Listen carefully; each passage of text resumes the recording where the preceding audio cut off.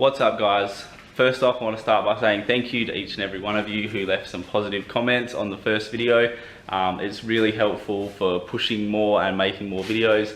So thank you very much, and here we are for the second video. Unfortunately, I have started a new job which is fly in, fly out, which does limit a lot of my free time. So progress is going to slow down a fair bit. As well as I'm also using this as a new build to teach Sandra a lot about how to build cars, so that also slows down the process a lot, having to teach someone basically from nothing, step by step. But it's really good for me, it's making it a lot more enjoyable, and it's awesome for her as well because she's getting heaps of experience.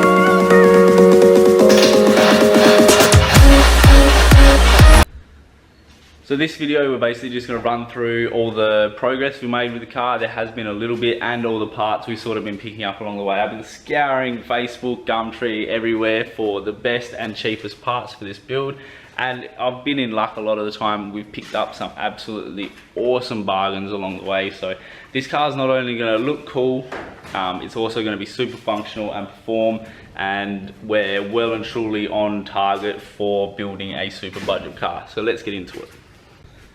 Start off, picked up this rear bumper for $50 off Josh Watkins last night at round 3. It's his old bumper.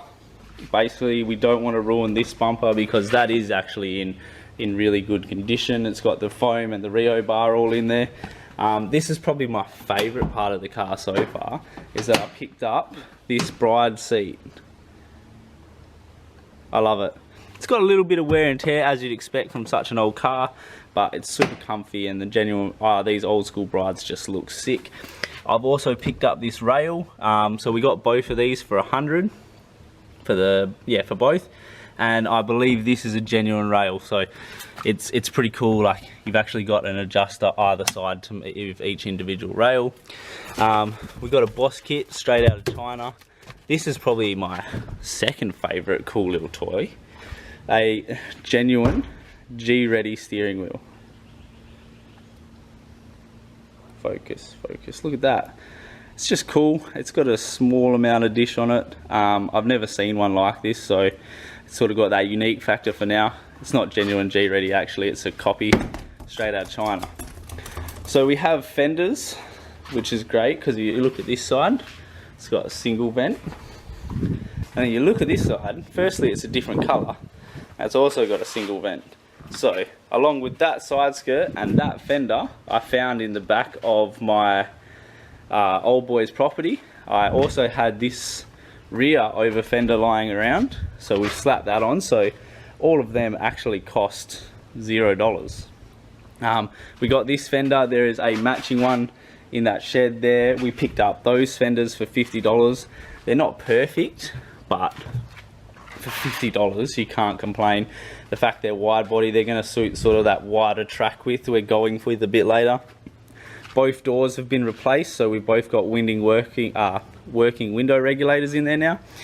We're going to wire that up to a switch because all these controllers are busted. Inside we have a NIS tune. It's definitely going to need a retune. It's tuned for E85 and stuff, but that's all good. So we got the NIS tune. We picked that up for $175, so fucking bargain there. Conversion spaces, so the same thing I just did to that. The cheapest way of converting the front to 5 stud. We picked up some GK Tech wheel nuts the other day as well. Hit up the boys at Kojo Corp, and we got some 25mm spacers, so that'll help us achieve that track width that we're chasing on the front and rear. This is something I definitely went overkill on.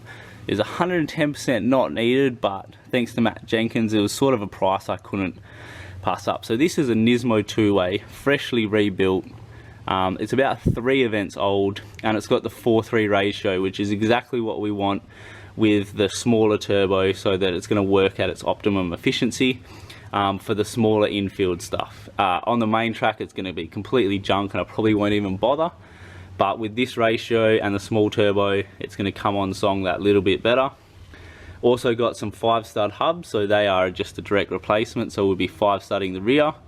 And we've got some 5-bolt axles because in the rear currently is an R180 with the 6-bolt, and I've never really been a fan of the 6 bolts.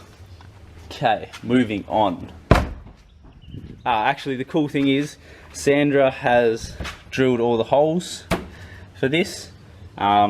Sort of taught her how to do that. She's mounted up all these fenders and side skirts, so I've taught her the correct way of doing all that.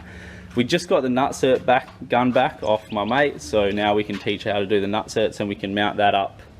Finally, the last piece of aero we're actually waiting on is going to be a driver's side rear over fender. We will have complete aero because the front bumper from the Celade is eventually going to be going on this car. Still got another side skirt just under there. That one's a white one. Oh, and this is something I didn't show you guys in the first video. Yeah, check that out. It's a fairly bad bit of rust, but once you put the side skirt on, you'll never even notice it. Moving on, we have acquired some more parts, some more rims. So these are CSTs. I haven't unboxed those yet, but they are on the front.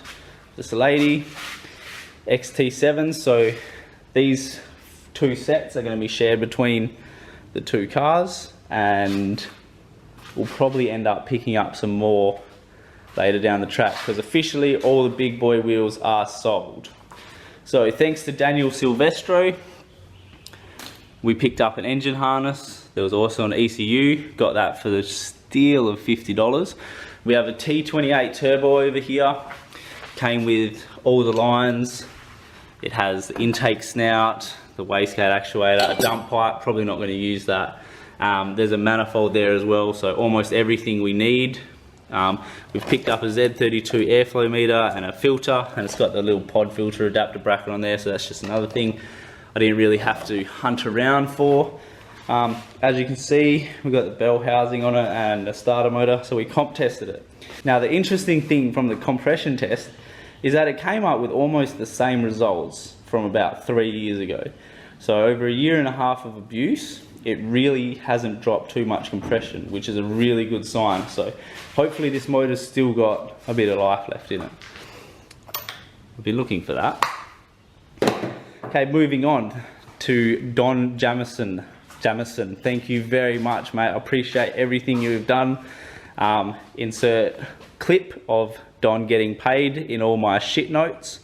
Pace one, lads, if you're heading to the bar, grab your mates one. Ladies, come chill, come rock with me, honey. I got like $500,000 with Monopoly money. So we have a full exhaust system from the dump pipe, front pipe, catback to catback.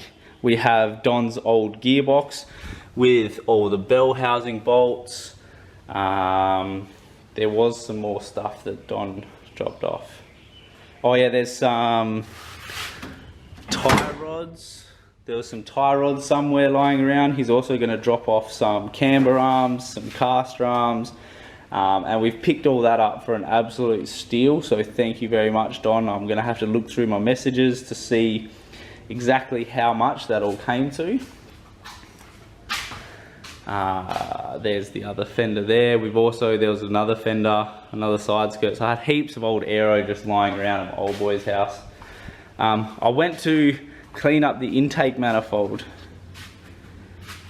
and well, there is still quite a bit of my old motor still in this intake manifold. So instead of cleaning this one up, even after my best efforts, I don't think I'd get all the shit out. So we're just going to bin that and put on another one, which I also picked up this afternoon. So I actually still have it lying around here, which is the next piece to the puzzle, is the injectors and fuel rail.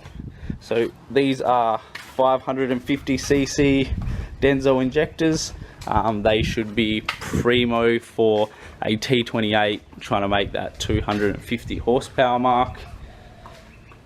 I swear there's more, I just need to think Here we are. So this is all the stuff I was actually forgetting. So we've also, thanks to Don, we have the clutch master, we have a clutch pedal bracket, here's the caster arms, here's the traction arms, so the toe and camber are still coming when he gets around to that, and I think that's about it. So as you guys can see, I've been running around picking up heaps of parts.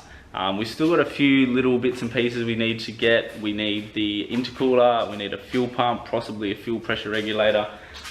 There's obviously the driver's side over fender.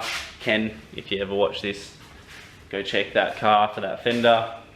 But yeah, that's pretty much it. Now that we've started curing all the parts, we can start putting it together, and I'm just super excited at all the prices we've been picking it up for, because obviously it's not high-end stuff, but it's absolutely everything we're going to be needing to do the job. So that pretty much wraps it up for this video. On my next video, we're going to start removing the motor and putting all the drivetrain together now that it's pretty much assembled. So that's something you can look forward to.